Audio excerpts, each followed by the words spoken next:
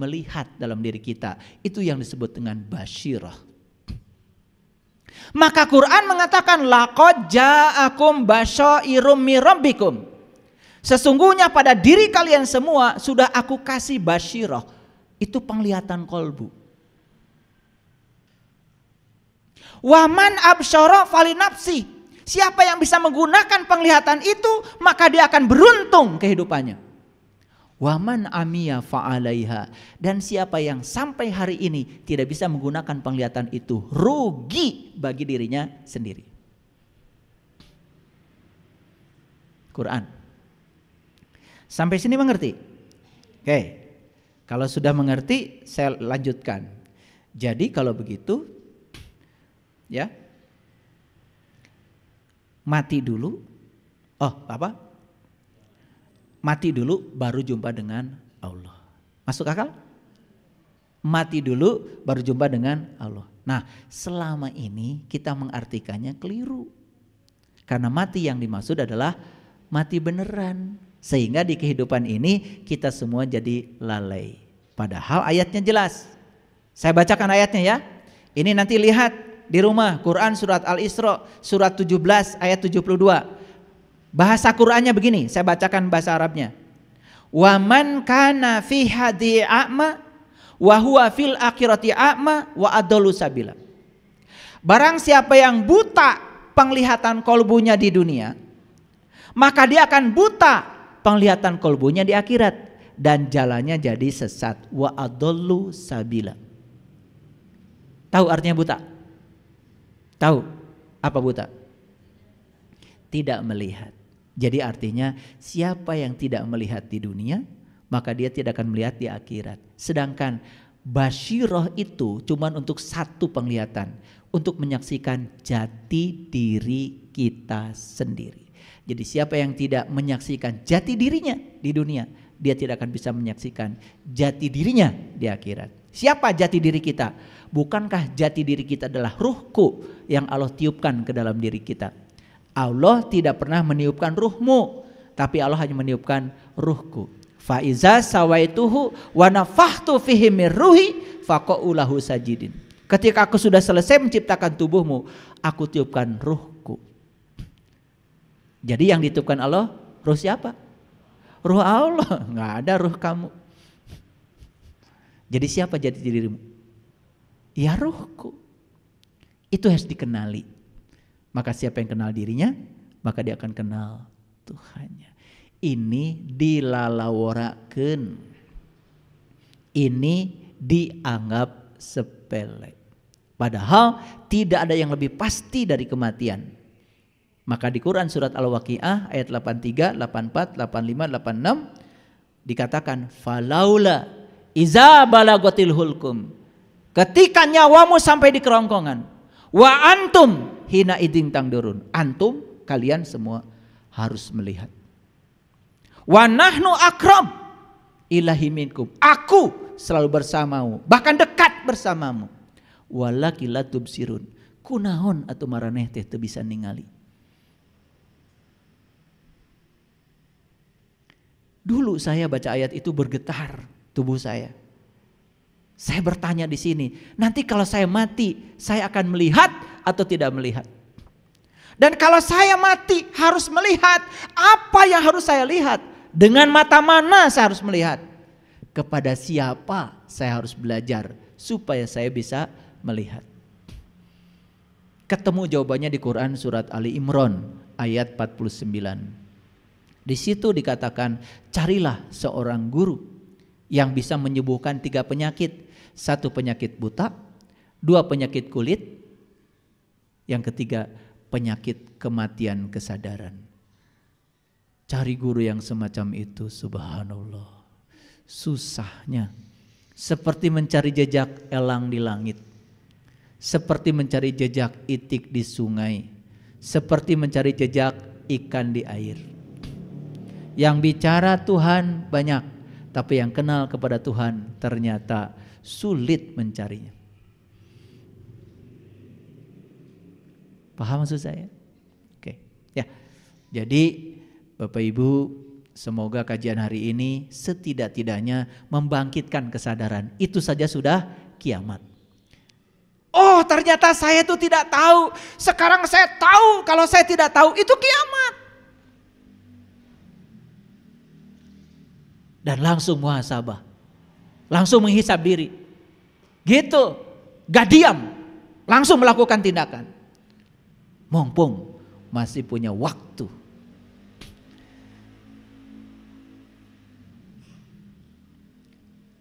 Jadi orang mati itu apa yang mati tadi? 1, penglihatan. 2, pendengaran. 3, pernapasan. 4, pembicaraan. Maka ini yang 4 ini masuk dalam kategori ilmu saraba 4. Makanya Kiai Haji Hadirani itu, ya tokoh NU dari Banjar, yang menulis buku 4M. 4M itu ma'rifat, musyahadat, mukasyafat, mahabat. Itu ditulis oleh Kiai Haji Hadirani. Itu tokoh NU itu. Luar biasa itu ilmunya. Saya ketemu buku itu dulu di pasar. Di emperan itu. Begitu saya beli, ya Allah, itu buku harganya 17.000. Dan angkanya juga luar biasa, 17. Saya bergetar waktu beli buku itu. Saya baca ma'rifat, musyahadat, mukasyafat, mahabbah. Jadi kalau kamu ingin mahabbah kepada Allah, mulai dari ma'rifatullah. Ma'rifatullah baru musyahadatullah. Setelah ma'rifat kepada Allah baru musyahadatullah. Luruskan syahadatmu. Baru mahabbatullah, baru mukasyafatullah. Tersingkap semua tirai yang menutupi pandangan wajah batinmu, baru mahabbah. Jadi mahabbah itu tingkatan tertinggi setelah terbukanya tirai. Kalau masih tertutup dengan tirai, tidak mungkin mahabbah, omong kosong. Maka di Quran surat Qaf dikatakan, wa anka gidoaka fabasyarukal yaumal hadid. Fakashafna anka gidoaka fabasyarukal yaumal hadid. Ada kata-kata kasyaf di situ. Pada hari ini aku bukakan tirai yang menutupi pandangan batinmu sehingga penglihatanmu menjadi amat jelas.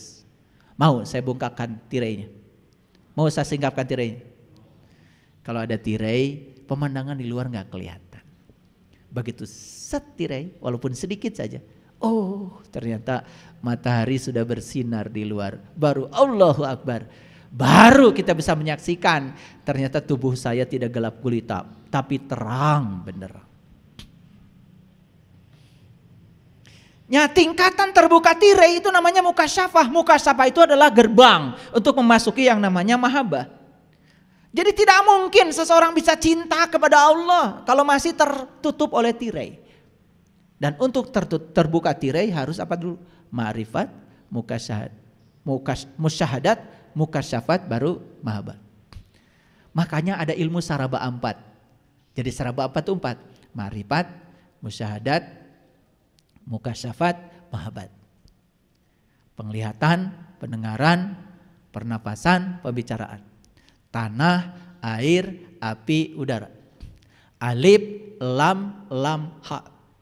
Mim, ha, mim, dal. Zat, sifat, asma, af'al. Tanah, air, api, udara. Abu Bakar, Umar, Utsman, Ali. Buka semua rahasia itu. Sekarang kita buka rahasianya ya. Yuk kita lihat. Ini surat Al-Baqarah ayat 260. Dan ingatlah ketika Ibrahim berkata, ya Tuhanku, perlihatkanlah kepadaku bagaimana engkau menghidupkan orang mati. Ibrahim bicara kepada Tuhan, perlihatkan kepadaku bagaimana cara engkau menghidupkan orang mati. Kira-kira mati seperti apa? Mati selagi hidup atau mati setelah hidup? Ini mati selagi hidup. Hidup tapi mati. Rasul itu tugasnya menghidupkan orang yang mati selagi hidup, bukan yang sudah mati setelah hidup. Oh gawe atau Rasul teh geus paraeh dihirupkeun deui. Rasul itu tugasnya menghidupkan orang yang mati padahal hidup. Makanya kata Nabi, banyak orang yang mengaku dirinya hidup padahal mati. Mati apanya? Kesadarannya, maka harus kiamat. Setuju? Lanjut dulu. Allah berfirman, belum yakinkah kamu? Apa jawaban Ibrahim? Aku telah meyakinkannya, akan tetapi agar qalbuku tambah mantap. Lalu Allah berfirman, ambil 4 ekor burung. 4 lagi. Lalu cincanglah semuanya olehmu. Lalu letakkan di atas tiap-tiap satu bukit satu bagian dari bagian-bagian itu. Kemudian panggillah mereka, niscaya mereka datang kepadamu dengan segera. Dan ketahuilah bahwa Allah Maha Perkasa lagi Maha Bijaksana. Jadi yang dicincang apa? Burung, berapa ekor? 4. Di mana dicincangnya? Di bukit, di gunung.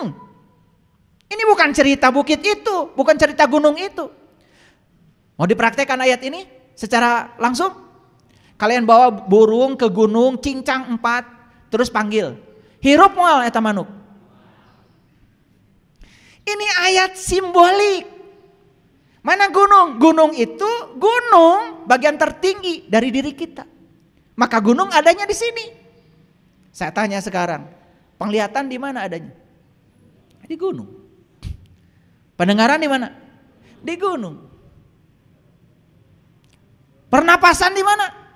Di gunung. Pembicaraan di mana? Cincang. Cincang. Baru kamu akan tahu orang mati langsung hidup. Bukankah itu mati sajroning urip? Ini saya jelaskan secara saintifik. Sugan we ngalarti.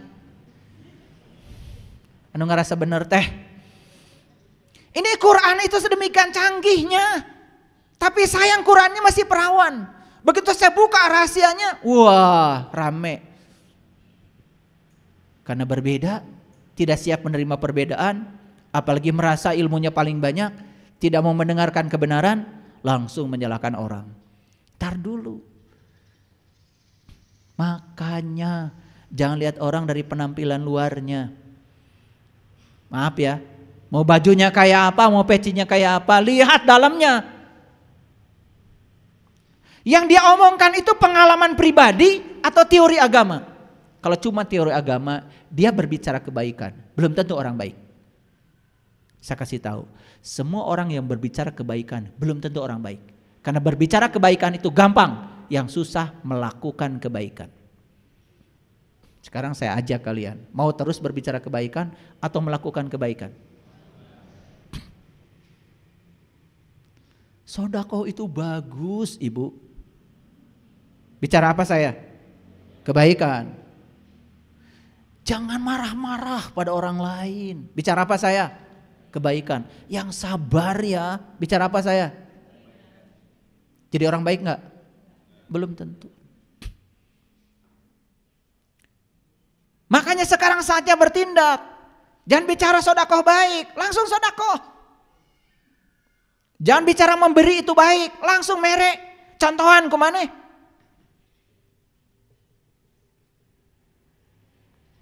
Terus menganjurkan orang berbuat baik. Kamu sendiri tidak berbuat apa-apa. Buat apa? Sekali lagi, jangan terpedaya oleh orang yang berbicara kebaikan. Karena itu belum tentu baik. Tapi yang melakukan kebaikan sudah pasti baik. Setuju dengan saya? Ini out of the box, ada loncatan. Ada loncatan di sini. Jadi Nabi Ibrahim diajarkan oleh Allah cara menghidupkan orang mati, bukan? Apa yang dicincang tadi? Berapa ekor? Di mana cincangnya? Sini. Jadi nggak orang mati hidup? Jadi dia mengalami kebangkitan. Keren Quran. Lebih keren lagi kalau kalian sudah mengalami ayat ini. Sekarang masih teori. Alami ayat ini, alami dulu. Saya tuh sering menangis malam, bukan menangis gak punya uang. Bukan menangis apa-apa. Maaf ya, saya sudah sampai pada titik di mana saya sudah tidak susah. Ada uang saya tidak susah. Gak punya uang tidak susah. Hasbi Allah. Yang saya tangisi satu. Saya kalau baca Quran seperti ini, saya itu ingat sama kalian. Ingat. Kenapa surat ini nggak sampai pada kalian? Kenapa pesan surat ini nggak sampai pada kalian? Kenapa kalian hanya sibuk membacakan, membetulkan bacaan terus? Kenapa itu? Kenapa isinya tidak tertarik kalian? Kenapa? Quran. Satu nangis setiap malam, menangisi.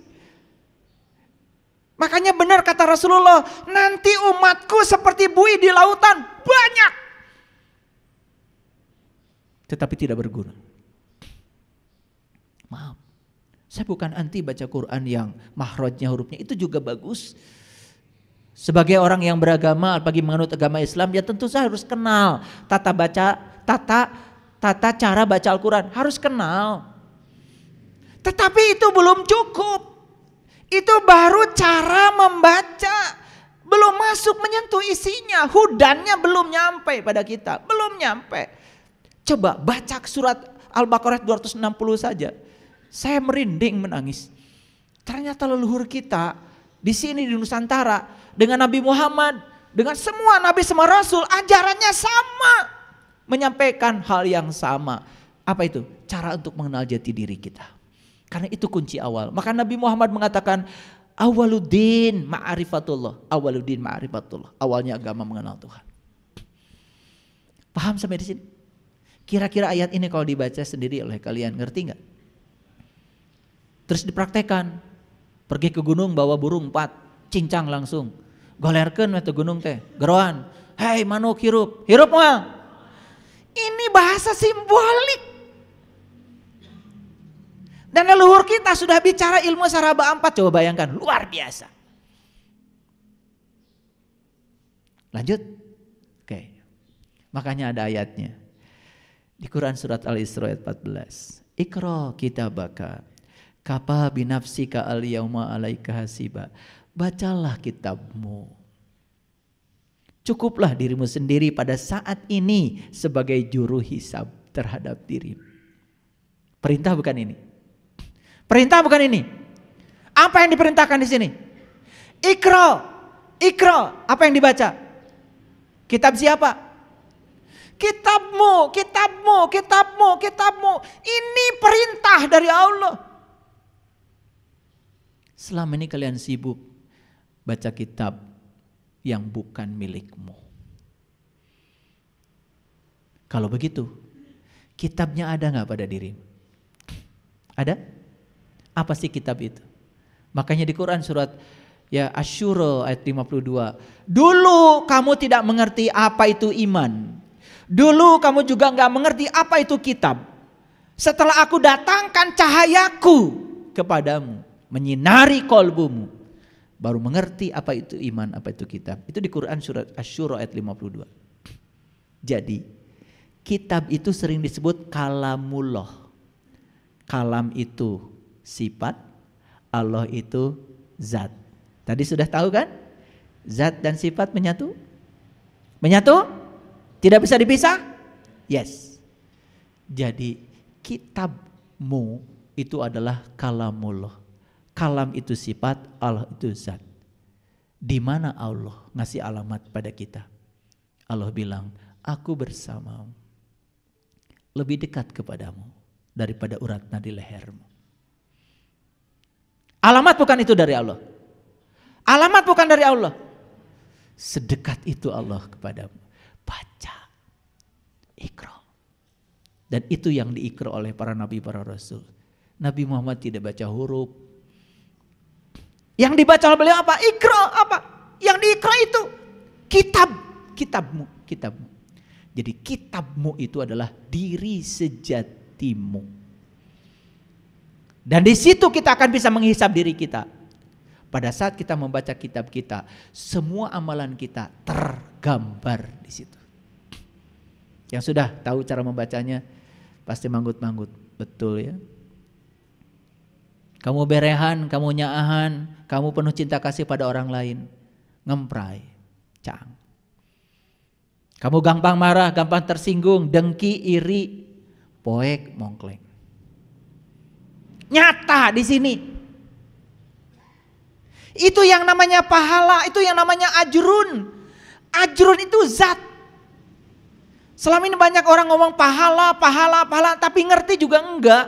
Di Quran enggak ada kata pahala. Pahala itu terjemahan dari ajrun. Falahum ajrun ghairu mamnun. Watin wazaitun waturi sinin. Tahu tin? Tahu tin? Oh itu buah, katanya buah tin. Ya Allah. Leluhur kita itu keren. Begitu ketemu buah yang seperti itu dibuka dalamnya. Ini cocok dengan pengalaman spiritual saya. Saya pernah lihat ini dalam diri saya. Sabrina mah ini buah tin. Makanya buah tin persis seperti buah delima. Kalau buah delima besar-besar bijinya, kalau buah tin itu kecil-kecil, warna-warni dalamnya. Jadi saya itu beli saking ingin membuktikan. Jadi kalau waktu saya pergi ke Yerusalem, saya beli buah tin itu yang banyak, buah delima yang banyak. Saya lihat, begitu saya buka, saya nangis. Kenapa orang tua kita bilang ya, yang namanya delima itu disebutnya dalima kan? Allahu ahad, 1 dal. Allahu somad, 2 dal. Lam yalid, 3. Walam yulad, 4. Walam yakul lahu kufuwan ahad. Ternyata dalima itu lambang dari surat Al-Ikhlas. Siapa yang sudah bisa menyelami Al-Ikhlas masuk pada Al-Falaq. Cerah, bangkit. Maka dia akan jadi Anas, jadi manusia paripurna. Wah, kalau dibuka rahasia ini ntar jadi panjang lagi. Kuliahnya sampai sore ntar. Wah, kalau saya buka rahasia 3 surat terakhir. Makanya 3 surat terakhir semuanya kul.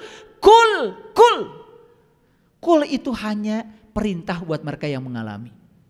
Katakanlah, apa pengalamanmu selama libur? Tidak mungkin orang disuruh ngomong pengalaman libur kalau dia tidak kemana-mana. Betul? Jadi kul itu hanya perintah buat mereka yang sudah mengalami. Makanya kalian harus mengalami Al-Ikhlas, harus mengalami Al-Falaq, baru akan menjadi Anas. Itu puncaknya pencarian. Maaf, kadang saya kalau sholat, pernah saya sholat, saya tidak bisa membaca kul. Kulnya nggak ada. Jadi seperti tertutup lidah saya itu.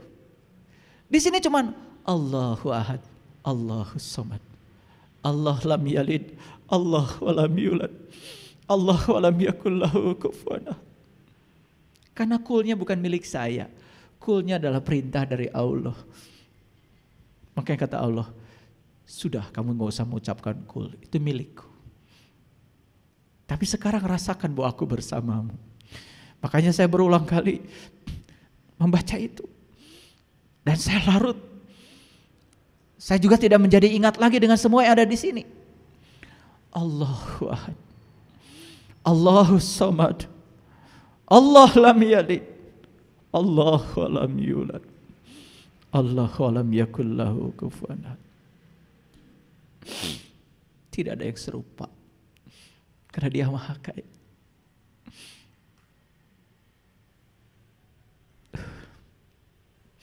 Kalau kalian sudah bisa mengalami ini, ayat ini,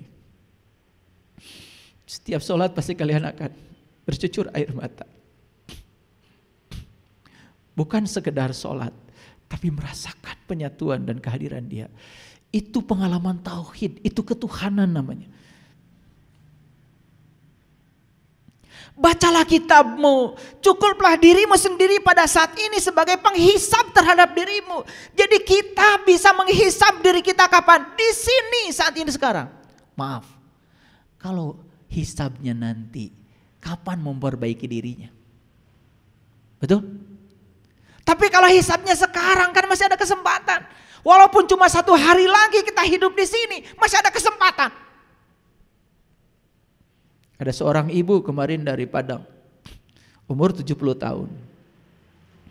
Gitu saya bimbing meniti ke dalam diri, ya, bareng dengan Pak Ruyat.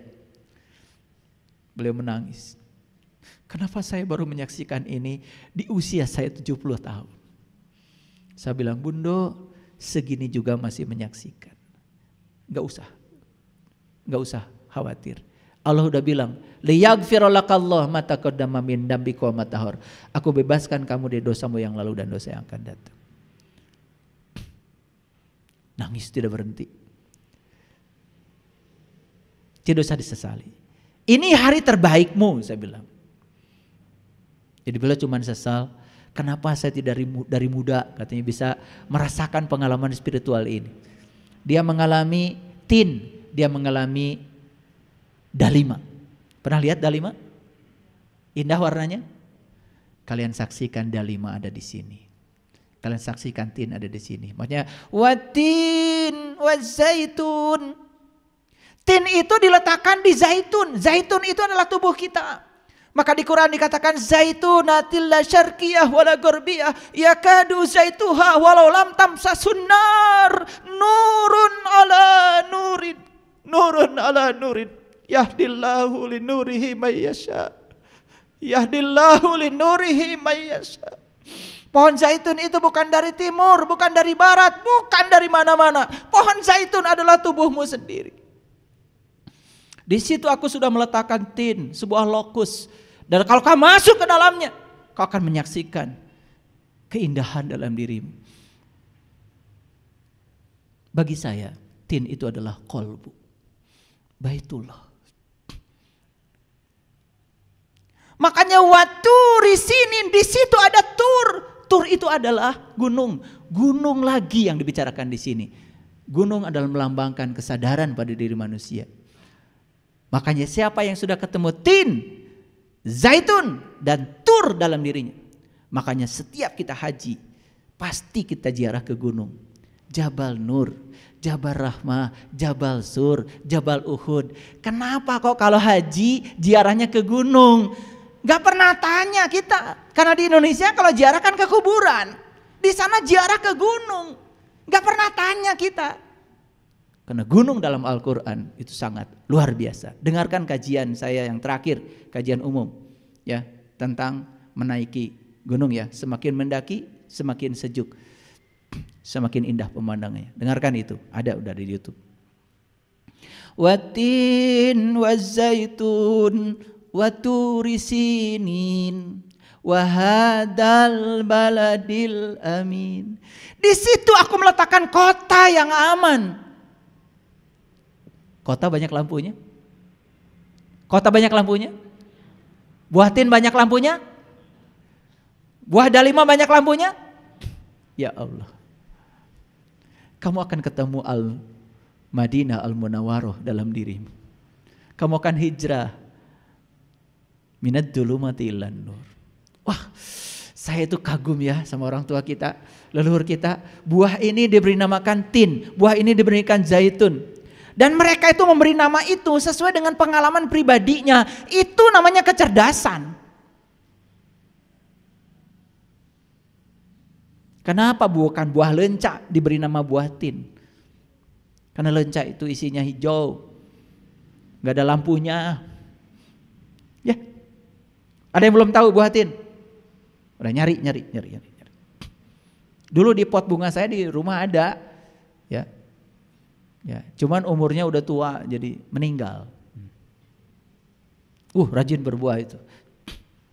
Watin wazaitun waturi sinin wahadal baladil amin. Gak usah tamat bacanya sampai situ aja, ketemu kota yang indah, sudah nangis pasti. Laqad khalaqnal insana fi ahsani taqwim. Sungguh aku telah menciptakan kamu dalam rupa yang amat sempurna. Untuk apa? Karena tubuh kita ini kendaraan yang bisa mengantarkan sang jiwa menuju kepada Allah, sang pemilik jiwa. Summa radadnahu asfala safilin. Tapi siapa yang tidak bisa menemukan tin, zaitun, kota dalam dirinya, tidak menemukan gunung, kota dalam dirinya, Summa radadnahu asfala safilin. Bersiap-siaplah kalian jadi aspal. Aspal warnanya apa? Hitam, gelap, gulita. Di mana aspal adanya? Di jalan. Diapain? Diinjak. Jadi kalau hidupmu sekarang diinjak-injak, penuh dengan penderitaan, duit susah, persahabatan mandek, berkah kurang, makan susah, pengen ngaji aja ongkos gak punya, selalu diinjek-injek. Jangan-jangan selama ini kita jadi aspal. Siapa yang menentukan kita jadi aspal? Allah atau kita? Kamu sendiri. Karena tidak memanfaatkan potensi dia pada dirimu. Illallazina amanu wa amilus solihat falahum ajrun ghairu mamnun. Maka siapa yang beriman dan menjalankan amal soleh? Apa amal soleh? Jelas di Quran. Amal soleh adalah cara untuk bisa meniti ke dalam diri, untuk menemukan sejatinya kita. Ketemu buah tin, ketemu zaitun, ketemu gunung, ketemu kota. Itu amal soleh. Illallazina amanu wa amilus solihati falahum ajrun ghairu mamnun. Fama yukazzibuka ba'du biddin alaisallahu biahkamil hakimin. Indah ya. Pernah dengar kajian surat At-Tin? Pernah? Pernah dengar yang seperti barusan saya sampaikan? Mahal kajian ini. Harusnya gak usah dibagi. Ini hadiah nih, hadiah menjelang lebaran. Jadi pesan dari Quran surat Al-Isra itu apa tadi? Iqra kitabaka kafa binafsika al-yauma 'alaika hasiba. Perhatikan saya. Setiap manusia harus bisa membaca kitab amalnya sendiri. Karena setiap manusia sudah dilengkapi yang namanya malaikat raqib dan atid. Ada nggak raqib di sini? Ada nggak atid di sini? Ada. Yang tahu siapa, apa kebaikanmu, kamu sendiri. Yang tahu apa keburukanmu, kamu sendiri. Malaikat raqib dan malaikat atid itu ada bersamamu. Bahkan dirimu sendiri, diri sejatimu ada di situ. Kapan membaca kitab amal itu? Dan di mana?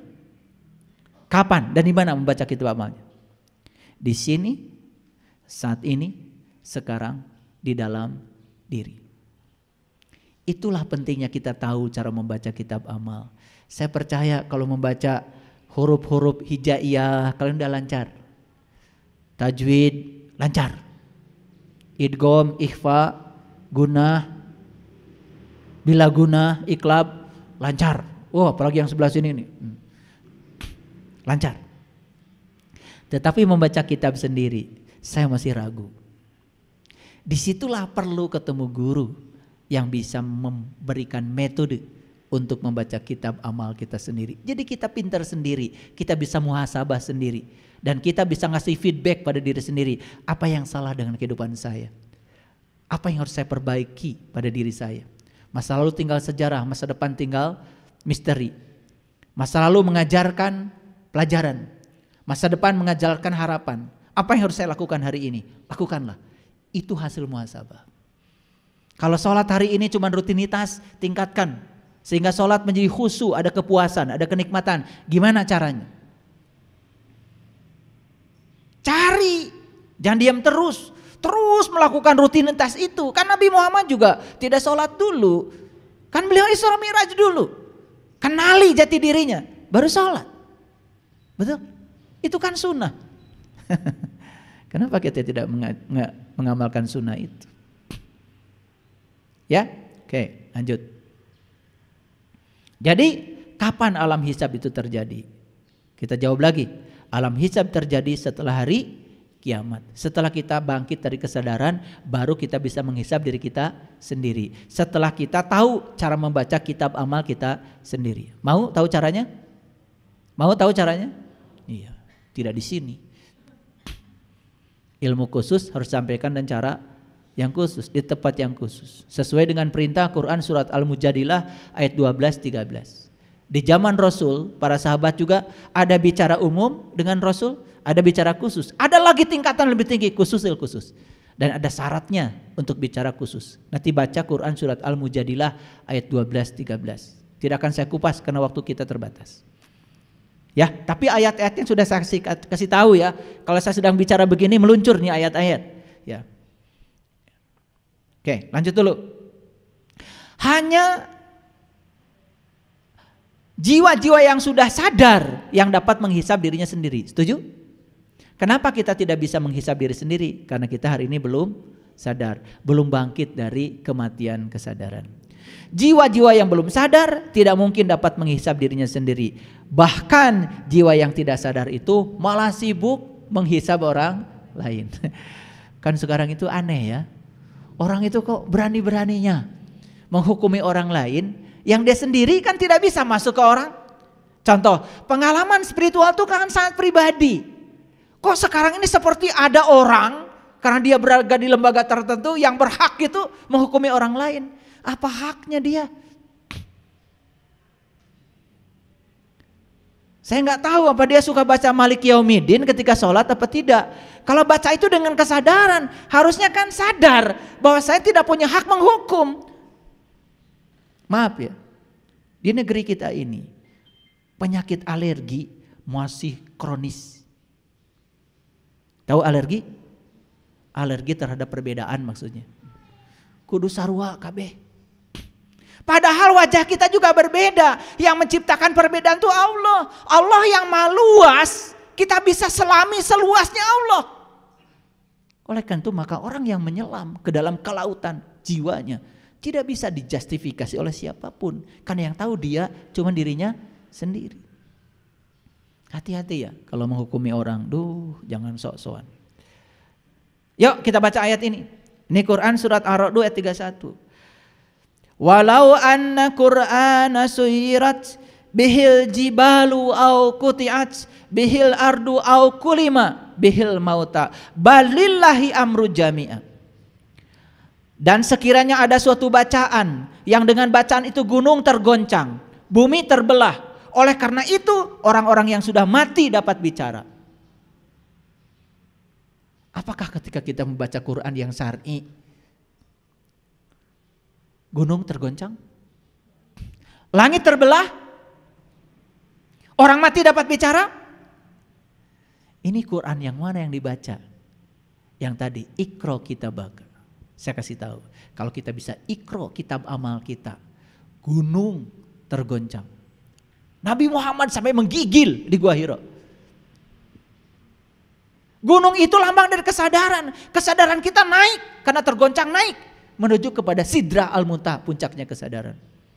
Bumi terbelah. Itu simbolik. Makanya ciri bumi yang terbelah itu kata Quran.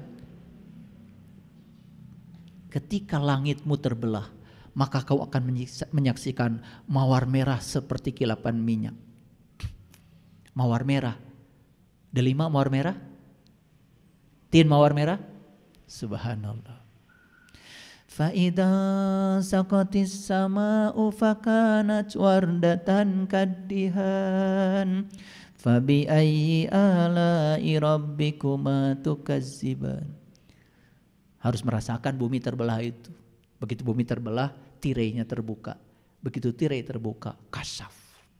Saat itu kita menyaksikan wahadal baladil amin, kota yang sangat aman dalam diri kita. Wah, indah sekali. Itu harus dialami. Jangan jadi koleksi ilmu. Kalau tidak dialami percuma saja. Maka yang saya sampaikan hari ini bukan koleksi ilmu, tapi pengalaman pribadi. Kalau ingin mengalami, yuk, ada caranya. Lanjut.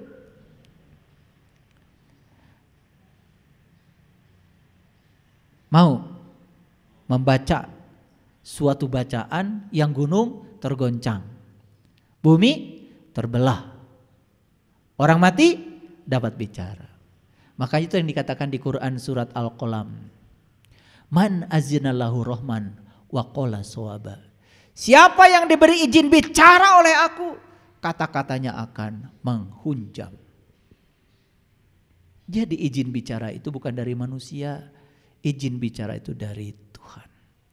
Kapan kita diberi izin bicara? Kalau kita sudah mengalami yang kita bicarakan. Setuju? Oke. Makanya di Quran jelas ya. Ya ayyuhallazina amanu lima taquluna ma la taf'alun. Kabura maqtan indallahi an taquluna ma la taf'alun. Hei orang-orang yang beriman, jangan mengatakan sesuatu yang kamu tidak mengalaminya, tidak merasakan. Yuk, lihat saya semua, ada yang baru. Karena ini adalah kebaruan dari kajian kita. Mungkin terkejut. Pernah dengar qori? Qori? Siapa? Laki-laki yang membaca Al-Quran. Ya toh? Pernah mendengar qori'ah? Siapa? Perempuan yang membaca Al-Quran. Biasanya kan kalau mauludan, rajaban, kalian suka mengundang qori'ah. Biasanya juara membaca Al-Quran. Yang laki-laki disebut qori, yang perempuan disebut qori'ah. Di Quran ada Quran, surat Al-Qori'ah. Sayang sekali, surat Al-Qori'ah selama ini diterjemahkan hari kiamat. Saya juga bingung. Kok Al-Qori'ah hari kiamat? Padahal qori itu adalah pembaca laki-laki. Qori'ah pembaca perempuan. Pakai alif lam itu kata benda. Menjelaskan bahwa Al-Qori'ah itu si pembaca. Jadi Al-Qori'ah itu artinya apa? Pembaca. Mau jadi Al-Qori'ah? Pembaca. Pembaca apa? Pembaca kitabmu. Kalau kalian sudah berhasil membaca kitab amalmu sendiri, kalian itu sudah jadi Al-Qori'ah. Maaf ya, kok saya juga gak ngerti kenapa Al-Qori'ah jadi hari kiamat. Mari kita lihat ayat ini. Al-Qari'ah apa? Pembaca. Mal-Qari'ah, apakah pembaca itu? Wa ma adraka mal-Qari'ah? Ya. Tahukah apakah pembaca itu? Diulang 3 kali. Al-Qari'ah, pembaca. Mal-Qari'ah, apakah pembaca itu? Wa ma adraka mal qari'ah. Tahukah apakah pembaca itu? Kenapa diulang 3 kali? Ini pembaca apa kira-kira? Pembaca apa? Pembaca kitab amal. Nih saya kasih tahu. Saat kalian menjadi Al-Qari'ah, jadi pembaca bagi kitab amalmu, ini akan dialami. Yauma yakunun nasu kal farasil mabsus. Pada hari itu manusia seperti anai-anai yang berterbangan. Tahu anai-anai? Laron. Laron tahu? Silaru. Kapan silaru datang? Ketika musim hujan. Dari mana dia datang? Dari kegelapan. Kemana dia pergi? Mencapai lampu, mencapai cahaya. Dengan sayapnya yang tipis, dia terbang begitu sampai di lampu, patah sayapnya, jatuh, mati. Gak sia-sia matinya karena sudah ketemu lampu. Wah, luar biasa ya. Jadi ketika kita jadi Al-Qari'ah, maka kita seperti laron, keluar dari kegelapan, masuk mencari misbah. Allahu nurus samawati wal ard, masalu nurihi kamishkatin fiha misbah. Al-misbahu fi jujajah, ajujajatu ka'annaha kaukab. Ketika kalian bangkit dari kematianmu, bangkit dari kegelapanmu, maka kalian akan masuki lampu. Pelita dalam dirimu. Pelita dalam kaca. Kaca itu laksana bintang yang berkilauan seperti mutiara. Ketemu dalima, ketemu tin. Wah, saya juga nggak tahu. Hari ini saya tiba-tiba pengen bicara ini. Saya nggak tahu ini rezeki kalian yang hadir di sini. Bahkan yang sudah lama mengaji dengan saya pun mungkin belum pernah dengar kajian ini. Rezeki buat kalian. Di penghujung Ramadan kalian dapat rezeki ini. Al-qari'ah mal qari'ah wa ma adraka mal qari'ah yauma yakunun nasu kal farasil babs wa takunul jibalu kal ihnil mangpus. Bukan hanya manusia itu seperti laron yang mencari cahaya. Gunung-gunung seperti bulu yang dihambur-hamburkan. Apa? Gunung hancur. Seperti Nabi Musa saat ketemu Tuhan, gunung hancur. Dan Musa jatuh pingsan. Bukan gunung yang itu yang hancur. Yang terdekat saja dengan Musa. Nih, sampai dia gak ingat. Itu namanya fana billah. Menyatu, menunggal. Nah disinilah baru yang tadi hisab. Coba perhatikan saya. Fa amma man sakulat mawazinuhu fahuwa fi 'ishatir radiyah. Adapun orang-orang yang berat timbangan kebaikannya, maka dia berada dalam kehidupan yang ridho. Hisab bukan di sini? Hisab jelas ya, kiamat dulu. Dia terbang seperti anai-anai menuju cahaya. Bangkit dari kegelapannya. Tuh. Setelah dia sampai di situ, kenapa? Kalau kita mau menghisab tidak mungkin di ruang gelap. Kalau saya ingin ngabsen satu-satu tidak mungkin di ruang gelap dong, harus di ruang terang supaya karena untuk bisa mengenali harus ada cahaya kan? Mengenali yang jasmani harus ada cahaya, apalagi mengenali yang rohani harus ada cahaya dong. Cuman bukan cahaya ini, cahaya di atas cahaya, nurun ala nurin. Terjadi hisab di sini. Ayat ini menguatkan kepada kita sekarang, oh ternyata betul kiamat dulu baru hisab. Jadi sangat masuk akal kalau ayat ini diberi nama Al-Qari'ah itu hari kiamat. Padahal arti yang sebenarnya Al-Qari'ah adalah pembaca. Supaya kita mengalami kiamat maka kita harus punya keterampilan membaca. Membaca kitab amal yang ada dalam diri kita.